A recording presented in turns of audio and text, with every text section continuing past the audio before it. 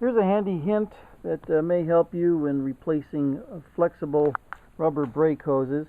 They're notorious for swelling up internally like a clogged artery, so that they will either not allow brake fluid to go to the wheel cylinders, or they'll act as a one-way check valve, so under hard braking, brake fluid goes through, but it will not return, and it locks up your brakes. So think of these as maintenance items every 7 to 10 years.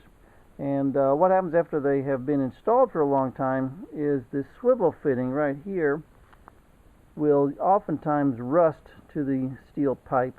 And so what happens when you come in here with your wrench and you start turning on this fitting, it actually is frozen, rusted, solid, and what you end up doing is stripping the flats right here, or twisting, or ruining this fitting, which is attached to a steel brake line, which is very often a real pain to replace, especially if it's the one that goes from the front of the car to the rear.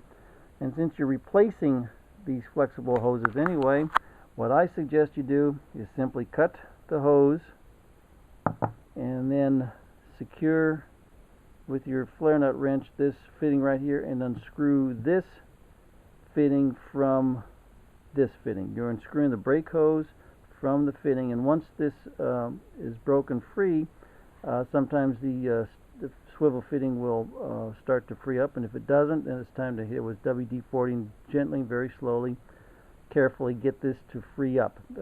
Since you're replacing the hose anyway, sacrifice it and get it out of there. On most of the cars with these hoses, you'll find a U-shaped anti-rattle bracket, which will oftentimes be something to be stuck up here against the swivel fitting like this, so it even makes your job a little bit more difficult.